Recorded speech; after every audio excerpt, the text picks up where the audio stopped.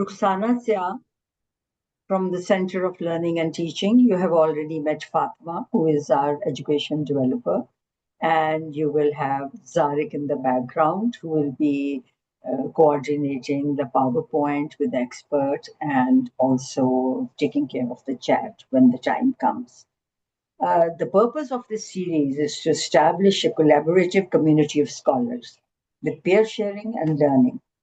The free part of the online course is to provide wider access to national and international scholars, foster knowledge equity, and this component has been most aptly demonstrated by our experts who have generously given of their time and energy.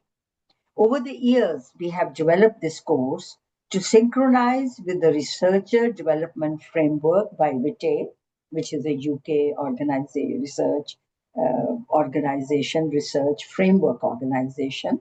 And the RDF was reconfigured in 2025. And so at present, of the 24 webinars that we provide, they offer a strong coverage of certain domains related to researcher values, behavior, research methods, digital literacy, ethical and responsible research, scholarly communication, publication, and collaborative research culture. It demonstrates all that. But it offers a limited coverage of funding, finance management, formal project management, supervision, and people management. And also translation and commercialization. These are not strongly covered. This course honors our FCC values and most aptly service to community. That is what we honor. This seminar and this session that is conducting and publishing systematic reviews has at present 9,000 registrations from 400 international and 230 national universities and from 93 countries of the world. We have had up to 1,000 participation in different sessions. Rarely has it gone above that. For the webinar today, the expert with us is Asif Iftikhar. He is a teaching fellow at the School of Humanities and Social Sciences at the Lahore University of Management Sciences, LUMS, as it is known. And he shows his partiality towards a certain school of thought by being an honorary fellow at Al Mawrid Foundation for Islamic Research. His area of expertise is largely Islamic research, and of course, he's now also doing action research in teaching and learning. He has edited early translations of Javed Ghamdi. He has lectured at McGill University, National Institute of Public Administration, Pakistan Administrative Staff College, and National Defense University.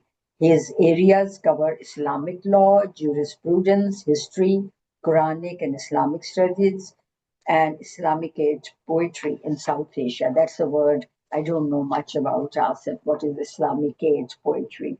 Anyway, research publications focus on Islamic traditionalism. He has hosted TV programs on Islamic discourse, and he's currently a member of the editorial team of Renaissance and the experts team of Pakistan's National Counterterrorism Authority. Okay, I didn't know that, Asif.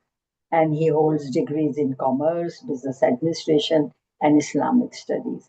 So over to you, Asif. Zarek will sort of work on the PowerPoint, and I see that we cannot see you because there is a problem with your video in the computer. And so we will continue with your voice. Thank you. Thank you, Ruxana. Thank you so much. There's a problem with the video because of some hacking that was done earlier. So I'll just have to use my voice, and I hope that is not going to be an impediment. For Islamicate, though, I might just point out that Islamicate is a term that was coined by Marshall Hodgson, a very famous historian, to separate things that belong to the realm of the cultural rather than the religious when you discuss. So Islamic poetry would also include Varisha, for instance, but it's not necessarily religious in its nature. That's what the word means. Uh, Anyhow, coming back to to the topic that we're discussing, uh, let me say at the outset that what I'm going to focus on is not just systematic review, but on how these approaches in modern world of research have now become intertwined, and there's a lot of emphasis on interdisciplinary research and how it is done, because these approaches primarily developed in the areas of sciences, particularly in medical science, um, um, and then trickled on to psychology and finally to social sciences. And somehow it's just considered that humanities has nothing to do with it. Yet in modern research world, these are approaches that are sort of intertwined, and they support each other in ways that are not exactly linked in logical chains, but they are complementary in a sense. And I'll just try to explain how some of these methods are used, particularly in social sciences like psychology, education, but also inform and help humanities, just as humanities, areas in humanities would help, social sciences and pure sciences as well. So they're all intertwined in modern research. Um, Let me begin with an example to explain how these approaches are different and yet complementary at the same time.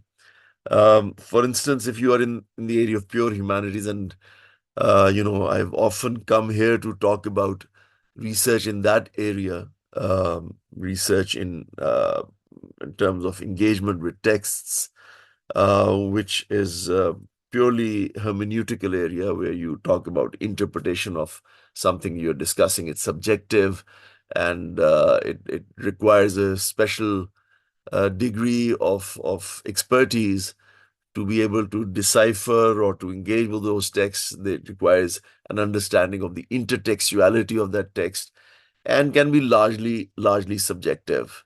Um, Debates on it will depend on the credibility of the cliques of the connoisseurs in that area, and then there'll be discussion in that realm, as we well know.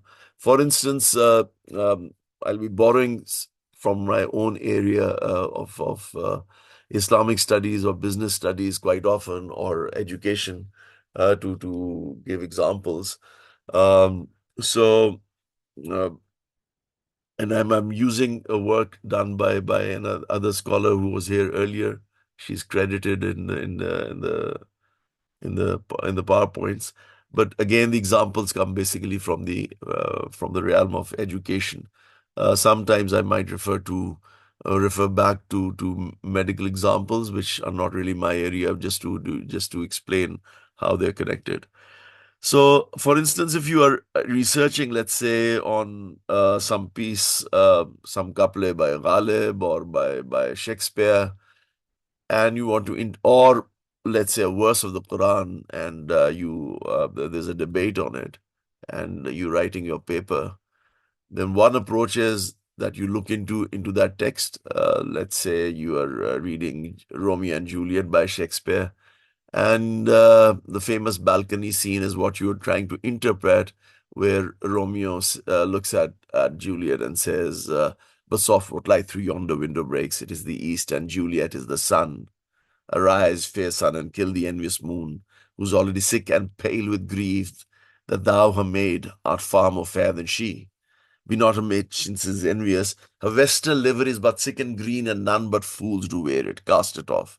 Now it's a simple passage, but there's a lot of intertextuality, so it requires a certain kind of interpretation. Why she's been compared to, compared with the sun, and what's the contrast there? Who's the goddess here? Is it Diane? what's the reference to Vestal virgins, and how is it interrelated, and how it's intertextualized. Now, I might have my own opinion on this, on how the metaphor has been transferred. Somebody else, if you take up Norton's interpretation, that might be another opinion. You take another scholar, he'll give a different opinion. And the same applies to any other text that you read. Now, generally, in humanities, the debate will be on the basis of philological considerations. You'll open up lexicons, you'll look into, the commentaries or the tafasir, if or the exegetical literature, and then there'll be a subjective discussion. That's one way of doing your research. And I have given a number of done a number of sessions here with you, Ruxana, on that aspect. So I'm not going to delve into that at the moment. But that's one way of looking at the whole thing.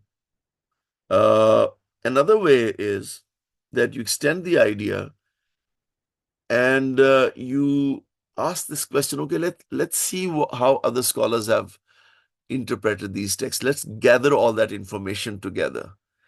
And when you're looking at the different sources, let's say you're looking at Ghalib or Iqbal or any other text, and or let's say a verse of the Quran or the Bible, and you say, okay, let's look at Maududhi's tafsir, let's look at Islai's tafsir, let's look at Zamakhshri's tafsir, like let's look at, we're going to include this, but not going to include that because that's not a standard tafsir. Let's get all this information together and decide what are the interpretations, where are they coming from, what is to be accepted, what is to be rejected, and then try to synthesize that information. Now, let's suppose it goes beyond that, back or back, it reverts back to a more focused question than humanities would have it, because humanities is always going to remain ambiguous to some extent. There is always room for ambiguity, room for further interpretation, but you want a more tangible, more demonstratable, more doable kind of resolution emerging out of your research. So let's bring it into the realm of, let's say, education. For instance, you want to find out whether online teaching, for example, is as Asif, effective. Asif, would you like us to change the slides because we're still on the first slide? I'll just tell you, we'll go quickly through it. I need to develop the basic concept, and then Okay, okay, yeah. thank you. Once the basic concept is clear, then we'll forward quite quickly. And then hopefully I'll finish in time that you've given me. Um, so if you go into that area and you want to, let's say, have a very focused question on, does online uh, uh, is online teaching effective in Pakistani situation, in let's say university undergrad level?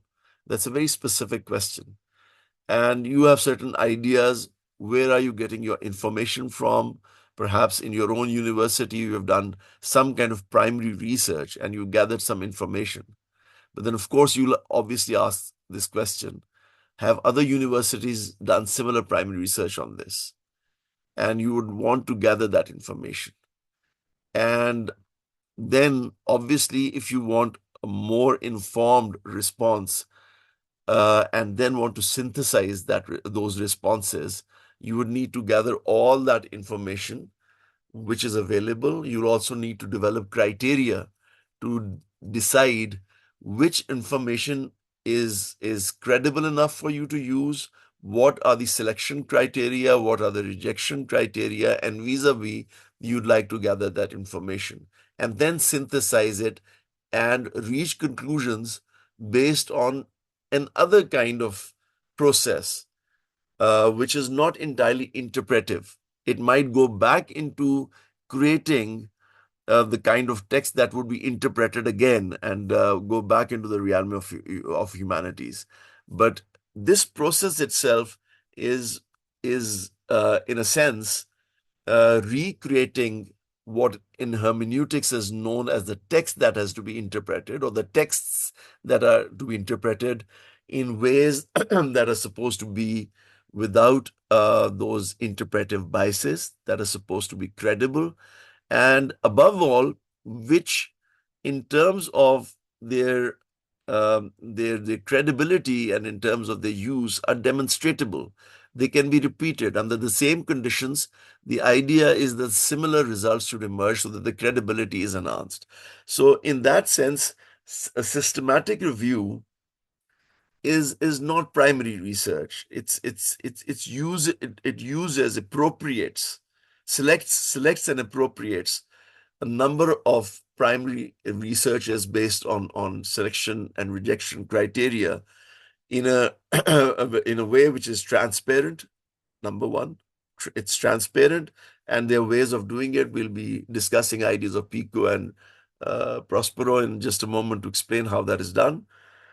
It's transparent and it's reproducible. The idea is that if other people follow the same procedures and approaches, a similar research should be reproduced. Not exactly the same, but pretty close to it. And comprehensive synthesis of all available evidence on a very focused research question, and is conducted according to a predefined protocol using explicit methods of searching, selecting, appraising, and synthesizing studies. So that's what we are talking about. Now, if you could just uh,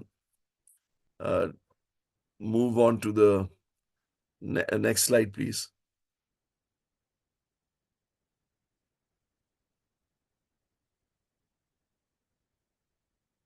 Now, when we conduct a literature review, the idea is to have an understanding of the current state of knowledge, and in humanities we do the same thing. Identify any research gaps you do not want to reinvent the wheel. You do not wish to duplicate, and you do not wish to leave anything which is relevant out. And you sometimes want to refine your research and research questions, establish a theoretical framework, and demonstrate rigor and quality. Could you move on to the next slide, please?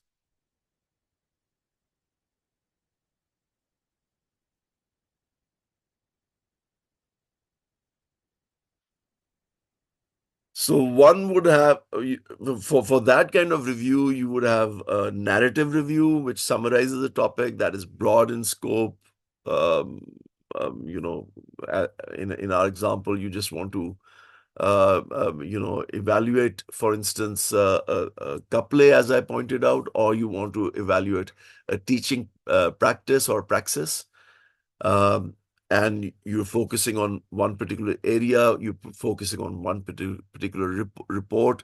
It's quite qualitative in nature. Uh, you might be using sources that are biased. If you just read an article and are interpreting it, it doesn't define what types of studies will be included. It looks at almost everything, but it's largely interpretive. In contrast to that, this uh, systematic review answers a specific clinical question. I'll explain what PICO is in just a moment. For instance, um, you might have this question on whether a use of aspirin in patients. You have to define the population. PICO in PICO, that's defines the population. You have to be clear about what people you are studying. Let's say above 40 people who are taking, who have such and such medical conditions. These are the people we are studying. If you give them aspirin as opposed to no aspirin, or to some kind of just induced medicine, um, to create that effect, what is the difference? Does it really lower down the blood pressure, for instance? Does it really have an impact in some way or not? That's a very specific question. And to do that, you will be obviously um, defining a specific research strategy. You will list what will be included and excluded in all the articles that you studied. As I explained, this is not primary research. This is secondary research, but it's systematic. And that's what you're doing. It can also include meta-analysis, which would be reconciling or sometimes even interpreting if the data cannot be always kind of is not always comparable.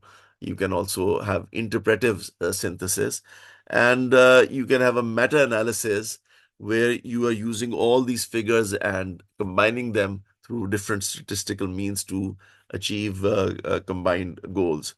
And that meta-analysis will look at studies from a systematic review in terms of combining similar studies, and it will pull data to get statistically significant results. And that's also important because statistical data sometimes may overturn results of individual or atomistic research is done.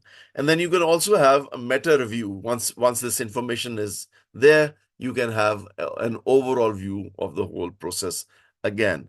Next slide, please.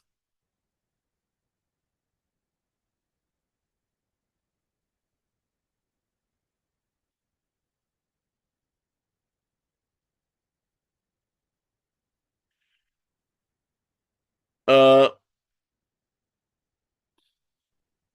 Now, um, in terms of literature review, as I said, I'll not be talking much about that because that requires a hermeneutical approach, uh, an approach where interpretive process and engagement with text are concerned. Uh, you have systematic reviews, you have meta-analysis, which we've discussed a little bit, and the objectives of each are different. They are different, but they do not necessarily have to be non-complementary. They can complement each other. Next slide, please. So let's try to understand how this is done.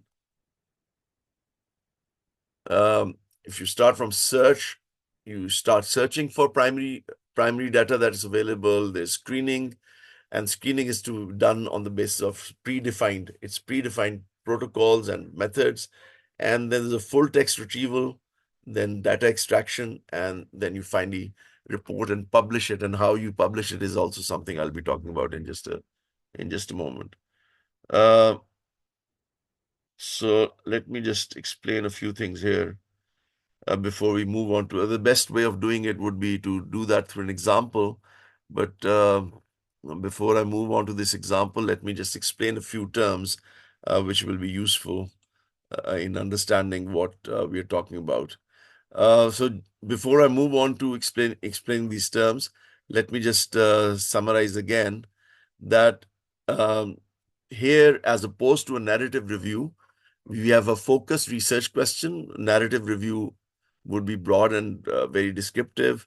This is comprehensive, documented research strategy, and the criteria of inclusion or exclusion are predefined. And there are so many search engines, support systems, online, um, bodies and systems that help us achieve that, which we'll talk about in just a moment. So it attempts to include all relevant evidence and critically appraise each in the study, and it has to be fully transparent and reproducible. Reproducible is a very important idea, and that's the whole point here. Um, let me give you an example because moving on to this case study of an educational research which was conducted, I might give you a few other examples as well. What's the idea of demonstratable and reproducible? Most of you belong to the field of education as well, and I suppose many of you would have, as educationists, gone through different processes of evaluating teacher performance. I mean, if we are workers in a sense, then there was an idea that the work of a teacher cannot be evaluated, but then teachers had to be evaluated in terms of their performance. And one idea which had originally come from Harvard, was to do that only qualitatively. But then when Bloom's text and those models are still used, as we know. I mean, at LUMS, for instance, we have now a hybrid model. We still use that model to evaluate teachers, where you're talking about the qualitative aspects. But then the idea of doing these evaluations for research purposes, how do you, for instance, evaluate whether a particular, a modus operandi, like in COVID, for instance, teaching synchronically or teaching diachronically, what was the difference and what was the impact? How do you measure that? How do you demonstrate that? So, Higher Education Commission also has emphasized Bloom's taxonomy a lot, which evaluates performance in terms of within the realm of within the cognitive domain, where things can be demonstrated. So instead of evaluating a teacher, let's say, who's teaching language by saying that well, he taught English very well, or his teaching style was very good, it was very interesting. These are not demonstratable. If you have some criterion whereby you can say that, well, he increased the level of or the vocabulary repertoire of students from 1,000 to 1,500 words or 2,000 words. That's demonstratable. If you have a list of or levels of vocabulary stratified, and that's demonstratable, and that demonstration can be measured. And somebody else researching on use of a modus operandi, let's say one as opposed to modus operandi two, one is synchronic, the other is diachronic, can actually measure that. So we are talking within that realm when we talk about systematic research. That has to be understood. Now, let me just explain a few terms before we move on to um, to, to, to discussing this example.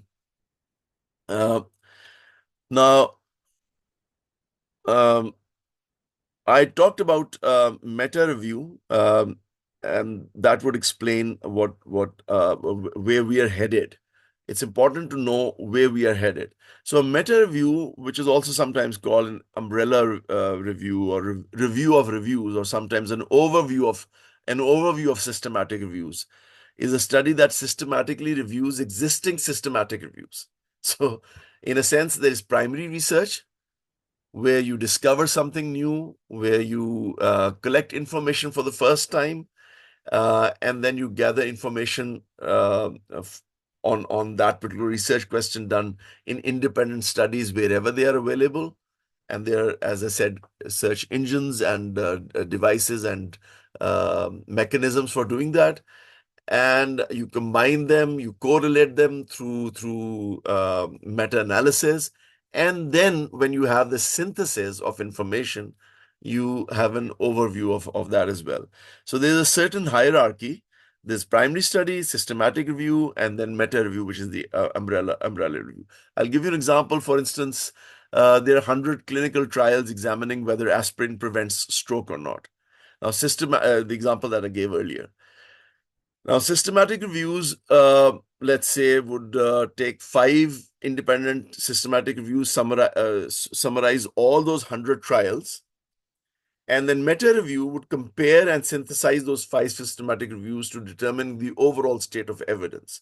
And there are ways of evaluating the strength of that evidence through a number of search engines that we'll talk about, and a number of organizations and societal collaborations which help us to do that. So,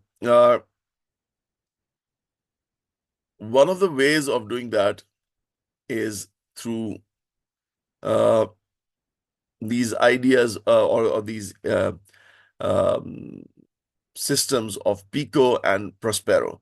So PICO is a framework for formulating a clear, focused research question.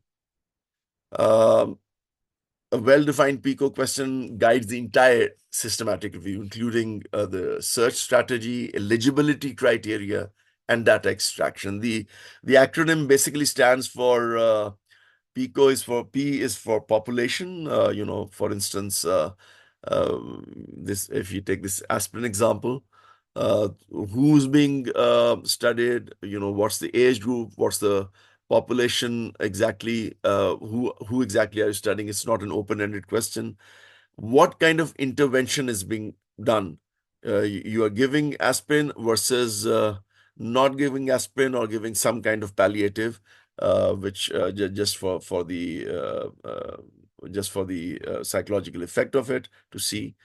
And the comparison is whether the intervention is um, creating that effect or not creating that effect, and then is the outcome. What effect or result is being measured? Uh, so, for instance, um, is there if you're looking at elderly patients, 16 above, P would be elderly patients, PICO. I would be aspirin. C would be treatment versus a placebo effect, you know, uh, which is you give a medicine that's not really a medicine, but you want to see if there's some effect, or maybe just no treatment at all. And O, the outcome is whether or not the incidence of stroke is increased or reduced or whatever. So this PICO framework helps us determine which databases to research, what keywords to use, which studies to include, and how to organize the extracted data. Let's take an example from social sciences, the education example that I was giving. So, for instance, uh, I talked about these undergrad students, synchronic versus diachronic teaching. So P would be undergrad students, I would be online learning, C would be traditional classroom synchronic teaching, and O would be the academic performance, which for the purposes of systematic review has to be in the cognitive domain. If it's not in the cognitive domain, then you're back into the field of humanities and you won't be able to do this kind of research. There are a number of variations of PICO as well. Something which is not in the PowerPoint presentation, but I just like to mention that you can add criteria to this PICO paradigm. You can have study design as well, which is PCOS. You can have PCOT. You can add the time factor. You could exam. You can have a spider, which is sample, phenomenon of interest, design, evaluation, research type, what kind of research are you doing, which is usually commonly used for qualitative evidence. And then there's also SPICE, which is setting, the setting that you are working in, the perspective, the intervention. Intervention is always there.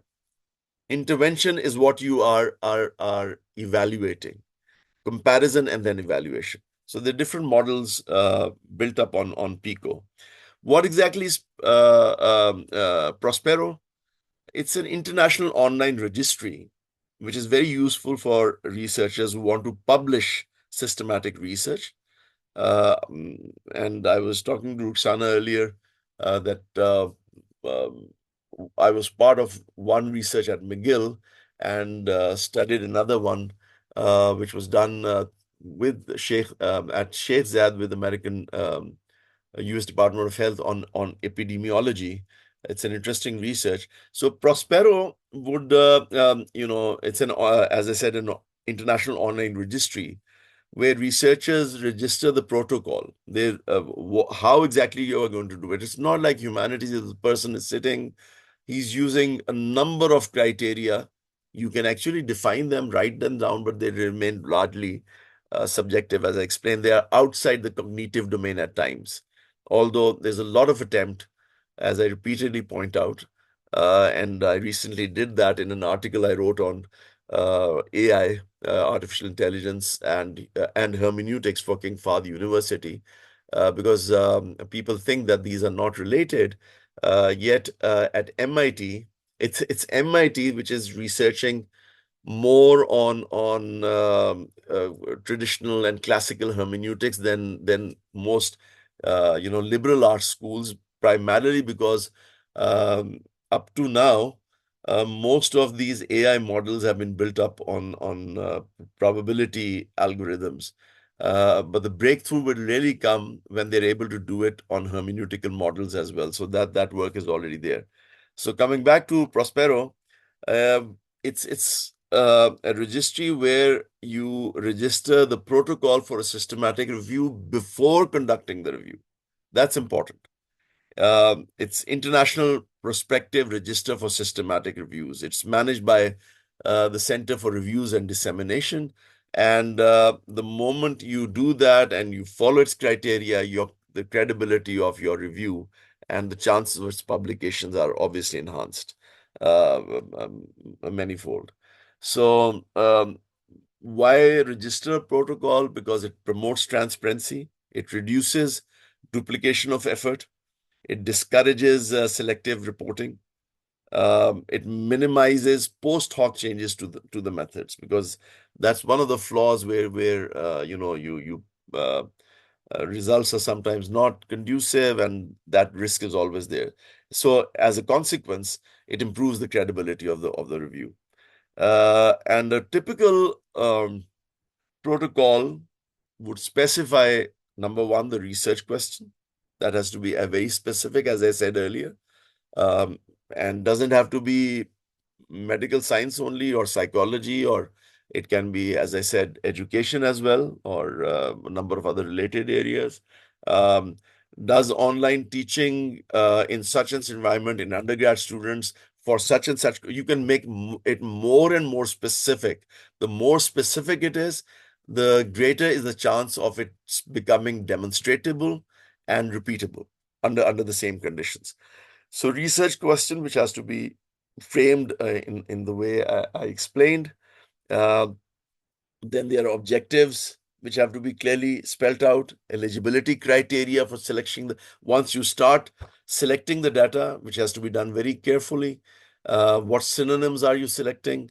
And I'll just quickly go through before closing the lecture, through this research that I was talking about, and how you begin sometimes with thousands of primary data, but then when you have defined your eligibility criteria correctly, both of acceptance and of rejection, uh, it will suddenly reduce from thousands, it will come to hundreds. And then an overview of the abstracts, which is done also sometimes through search engines, but sometimes at times you have to do that yourself in person. It might boil down to about 30 or 40 that you have to finally examine to do your synthesis. So the Zarek, research. should Zarek do the next slide? Because there are quite a few slides left, or you're working on your own, Asif, and not going through the No, slides. no, I'll be, I have to explain these concepts, otherwise the Okay. slides will Okay. not I'm be, sorry for jumping this on you. I'm yeah, sorry. because they'll not be intelligible otherwise, they're a bit technical. So I'll have to go back to these concepts. I'm just trying to explain what I've discussed.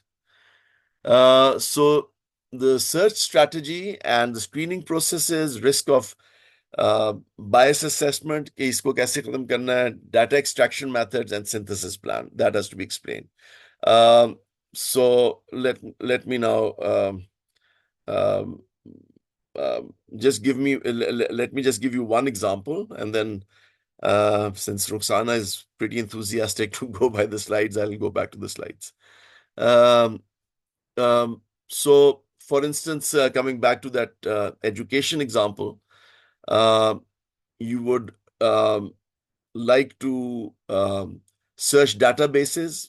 We have Scopus, Web of Sciences, JSTOR, screening methods, quality appraisal methods, and approaches to thematic synthesis. So could you just turn on the slide, and I'll go through the examples now to explain.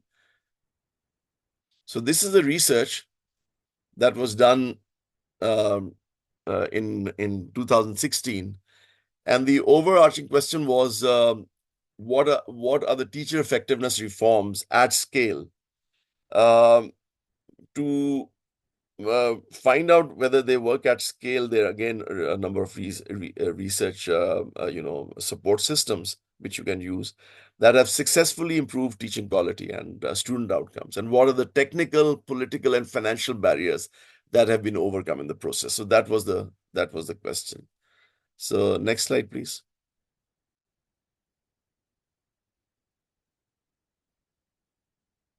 Now here is how some of the questions have been framed. What is the evidence on the impacts of reforms, interventions of education system at scale to increase teacher effectiveness on the quality of teaching and on learning outcomes in low and middle income countries, like Pakistan, for instance? And the research question two is, what is the evidence on the relationship between educational reforms, interventions for improving teacher effectiveness at scale, and the quality of teaching and learning outcomes in low and middle income countries? And intervention is something we'll talk about. Where re- where reforms, interventions to education systems to increase teacher effectiveness at scale have occurred, what is the evidence on how technical, financial, and political barriers have been overcome? Now, this review basically aims to identify high quality evidence pertaining to reforms, interventions in education systems aimed at improving teacher effectiveness. These were the research questions that were uh, supposed to be answered. And the first step was to look at the questions and clarify the definitions. In this instance, for example, what do we mean by teacher effectiveness? I've already explained this earlier in terms of the cognitive domain, so I'm not going to repeat that. Both kinds of approaches are still used, they're still appropriated by universities, by schools, but cognitive domain, at least for the purposes of this kind of review, is demonstratable, and so it's repeatable and it can be. And what do we mean by at scale? So, for instance, if you studied a number of done primary research yourself on a number of universities, can you supplement that with all the other universities that come within the criteria of the relevant ambit? You will also notice how the research question one is focused on looking at the impact of reforms, and impact can only be assessed through evidence, and that's why it's this kind of systematic review is well suited to answering this kind of question. You can also notice that this focus on low and middle income countries, that's defining the population. And the last question hints at the need to extract evidence on technical and financial and political barriers as well. So, next slide, please. Uh, the impacts can be experimental and quasi-experimental, um, which basically means that sometimes, and there's systems like, I mean, if I go back to, because in the aspirin example that I gave is quite demonstratable. It might not be as easy here, yet there are systems of doing that, and Ruxana would already know that, um, higher education commission is really kind of, it seems to be mesmerized by the idea of Bloom's taxonomy, because it makes everything demonstratable. So there are ways of seeing what kinds of questions, what kind of approaches, what kinds of teaching approaches. I mean, if you talk about language teaching approaches, for instance, experts have already identified about 8 to 9 most commonly used language teaching pedagogies that are used, and then you can evaluate the demonstratable results in terms of vocabulary, in terms of intonation, in terms of semantics, in terms of syntax. These are some of the criteria which fall within the ambit of the cognitive domain. And then, of course, there'll be some synthesis which would be descriptive and qualitative. And then broader barriers, studying them enables us to extract the political economy aspects. Um, okay, so could we move on, please? Now, here's an example of some of the interventions that I was talking about. Since we are running out of time, maybe I can just stop at this point because there's so much more detail to add. I'll also uh, jump the gun and then move on to, because I just have enough time to give a basic idea here. But I'll also jump on to how then we can move on to the publication stage. So you can see here that the kinds of interventions that we are talking about um would include teacher training schemes, pre-service, in-service, teacher community assistance programs, improve teacher monitoring systems, teacher merit pay schemes, computer and technology assisting teacher schemes, teacher recruitment and deployment schemes. Pathways are also there.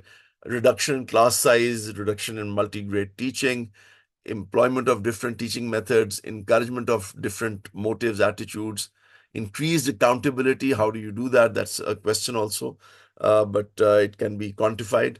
Empowerment of local communities. And then you can see the changes in the outcome in teacher quality, which is demonstrable, and outcome in student learning as well, which is, as we know, through CLOs and PLOs, identifiable.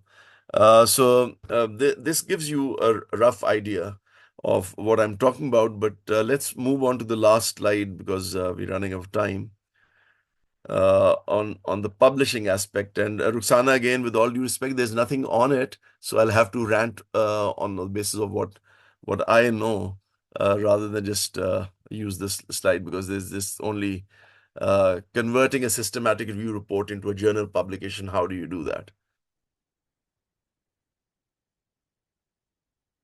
Yeah, we Am are I, okay with that. Yes, yeah, of course. am I audible? Yeah. Yes, yes, please proceed. Okay. So now converting a systematic review into a journal article is not simply a matter of shortening a dissertation or report as we do in humanities. The journal article must present the review in a very concise, published format that we already know, but it still has to adhere to accepted reported standards, especially for the purpose of systematic review. There's a preferred reporting items for systematic reviews and meta-analysis called PRISMA. So if you go to their website, it will explain to you how this is typically done. And a typical systematic review report will be around 10,000 to 30,000 words. Um, but most journal articles would then accept about 4,000 to 8,000 words. So you have to, the main challenge is to retain that methodological transparency while making the paper concise and engaging.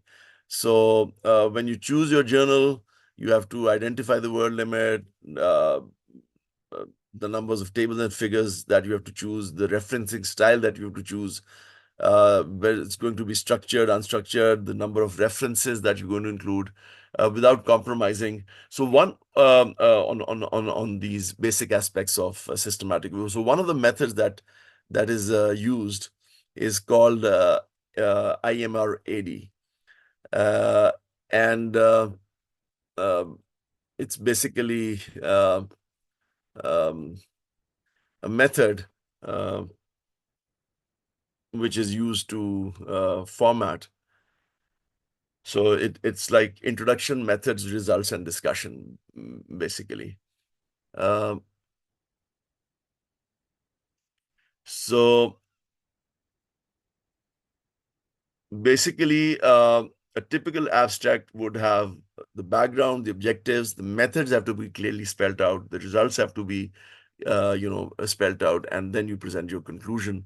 And then again, there should be at least about 8 to 10 keywords which explain those technical aspects, just as I did while presenting my uh, presentation here. So I think, Ruxana, I'm running out of time. If I go into more detail, there'll be little time left for Q&A. The basic idea is what I have tried to explain here. And if there are any follow-up questions, we can discuss them. I think, Zarik, let's start with the questions. I think some things are very clear that literature review and systematic review, we should not get confused by the word review as being similar in both. So both have quite different in scope in quite a few factors that Asif has explained. And I think we need to sort of be mindful that there's a whole body of literature. How do you first get the whole body of literature at your fingertips, how to search for it? Then, how do you find out what are the criteria that you will select to sort of limit your research? And what is the criteria on which you have limited your search to a few studies? And then from there on, it's a matter of inclusion where you try, or exclusion, where you try to sort of state, go by the checklist PRISMA that Asif talked about. That checklist, I think, has 27 steps, and you have to follow them very methodically to be able to come to a point where you can then publish according to the journal requirements. So we can have the questions, Zarek. Yes, ma'am. I'll be starting off with Dr. Fazana Yusuf's question, who is joining us from the University of Education. She asks, what would be the part of heat analysis and meta-analysis in systematic literature review? And can a researcher summarize their literature according to the conceptual framework? Could you repeat the question? You were not very audible. I'm sorry. Can you hear me now, sir? Gigi, I can now. The first question is, what would be the part of heat analysis and meta-analysis in systematic literature review? Yeah, so obviously, when you have data coming from different sources, you have to find statistical ways of correlating that data and making sense. And regardless of how similar the approaches might be, when they're coming from different sources, there are statistical methods of combining them together. And I mean, let's take the example of this education research on whether online teaching has kind of improved performance, or it kind of has what kind of impact it has. You have to have a clear TOC in terms of change. What are the changes that have which you are through which you are intervening, and what are the consequences? But different primary researchers might be doing exactly the same thing, and yet some of the approaches, some of the modus operandi might be different. So there has to be a method in your meta-analysis to combine that data together to make sense of it. So I mean, it's one of the most important aspects of systematic review in that sense. The next question is from Dr. Ehsan Farooq, who is joining us from Rifa University. He asks, systematic reviews demand absolute reproducibility. Many researchers are likely to use AI tools for assistance. So how can researchers replicate a study when AI tools are used to map research gaps, select papers, and summarize findings that constantly change and yield unpredictable results? What are some of the best practices to mitigate this issue? Yeah, that's actually every researcher's, every institution's nightmare at the moment. As we all know, AI generated information, number one, is not reliable. And that's why you have all these research engines. For instance, in education, to which I belong, or in religious studies, for instance, which is a different area. But Ruxana, I'd like to point out that even in religious studies, we have already kind of bifurcated, or maybe bifurcate is not the right word. We have multifarious approaches to studying religion now, not just one. And one of those areas is called area studies, where you are looking at things ethically and emically, but from a social sciences perspective. So that data is gathered. Now, for instance, in education, you have this organization called BE2, which will evaluate your evidence for its strength, whether it's credible enough or not. And you can use many of these organizations, support systems, which have the credibility to find out whether the AI generated data is acceptable for research purposes or not. On the other hand, uh, even in pure humanities, I tell you, AI is playing havoc in certain ways. For instance, coming purely to my own area, in what is known as Hadith sciences, there's a science which is called Ilm Rijal, and you have to find out the authenticity, or let's say the level of epistemic certitude of a narrative that has come your way, and you just use AI. And many researchers are now doing that because that was considered to be a very prestigious, high level of science in Islamic sciences. But people are doing that through AI. Unless you go back to the sources and verify them. Now, in humanities, you have to go back to the sources and verify them. Over here in social sciences, there are many support systems that are available as BE2 that I pointed out to verify that and have more credible information. Thank you. The next question is from Dr. Muhammad Naeem Sarwar, who's joining us from University of Education. He asks, in systematic reviews, how can researchers manage the situation when included studies are highly heterogeneous in terms of population, methods, instruments, and outcomes? In such cases, how do we decide whether a meta-analysis is appropriate or whether a narrative synthesis is more valid? That's an excellent question. That's a question that that's a prime question as far as I'm concerned. It's at the end of it, Dr. Saab is absolutely right. It becomes subjective. But when you are defining the criteria, it becomes a subjective in that sense. So it's a maybe it's a trick question on his part, but it's a very good question also. If he's laughing as I am, I would completely agree that when you're defining these criteria of selection and of rejection, then again there's a lot of subjectivity involved. And in the words of one of my professors at Columbia University, there is no research which is completely free of biases. You have to decide on the population size, you have to decide on the population type, you have to form those typologies, you have to select the criteria for selection and rejection, and much of that is going to be subjective. But one trick, Dr. Saab, that you would, if you ask this question, you would already know the answer, I'm sure, is to try and make it as specific as possible. Because one of the problems, especially in research done in Pakistan, as I've seen, as compared to research outside, is that we have this tendency to give, if I might use the word meta again, to give meta grand narratives and grand solutions to all problems, to find out panaceas to problems.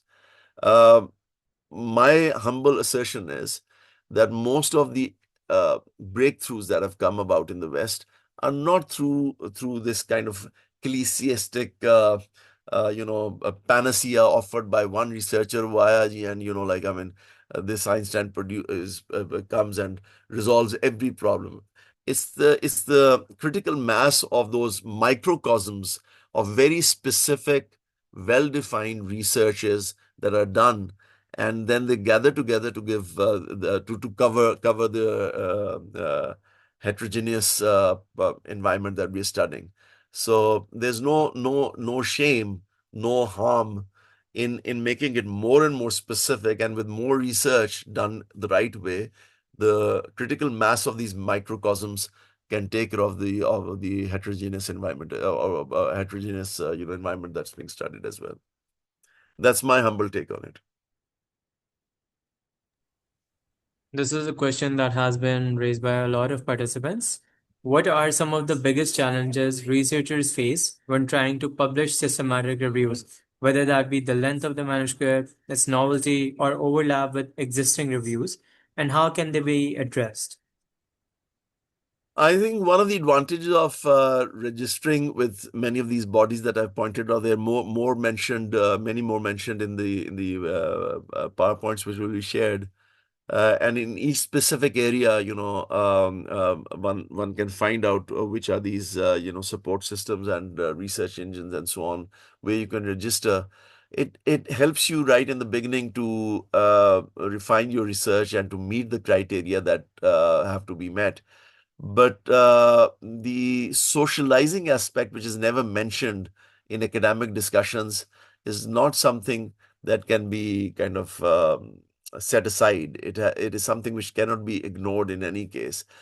So typically, and this is something I point out in all my sessions on research that I've been doing with Dr. Sanazia, that as soon as you begin your research, it's also important to develop those social connections, to start reaching out to people. I mean, you have that information, you're gathering that information, you're studying research done by other people.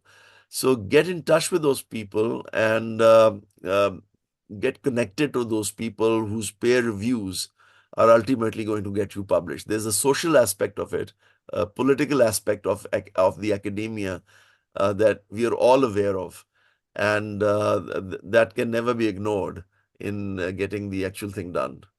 But that's a different realm altogether. I think you pointed out, ended on a very appropriate note of social and connections and and I think more like than that is the professional connections that help you tide through many, steps along the way. It was a tough topic, and Asif, I have known that your knowledge is so vast that having it come together in a short span of time is always a challenge for you. This was Munazza's PowerPoint, and I think your flow was slightly a bit different to what the PowerPoint was saying, and I think at sometimes I interjected you wrongfully so because you were in your own chain of thought, and that was very, very appropriate and methodical. So we were concentrating too much on the PowerPoint. So anyway, so thank you so much. We have lots of laudatory comments for you along the way. And the questions, I think we have tried to cover as much as we appropriately could within the given time. So, and yet people are interested in the certificate link. Please, this is not the forum to talk about certificates. It takes away from the talk and the session. Please keep to the content. You want to explain Prisma, I would say go to Google's search and Google Scholar, and you will get all the Prisma guidelines and the framework. And the latest one, I think, that came out in 2020. Go for the latest one. And everything, content is never an issue. Content, AI makes sure content is available on AI or on the Google actually website. Google's own Meta does a very good job of searches. And what you really need is your acumen and your creativity and your mindset, how to interpret the content or the data and the research that you are doing. That's your specialty. Content is not an issue. You can find it on the net. So thank you so much, Asif, once again. We have been together for a long time, and thank you for your longevity of being with us. Thanks everybody who are here. I think till the very end there were over 600 participants, and this is goodbye. Thank you, Asim. Thank you. Thank you. Thank you.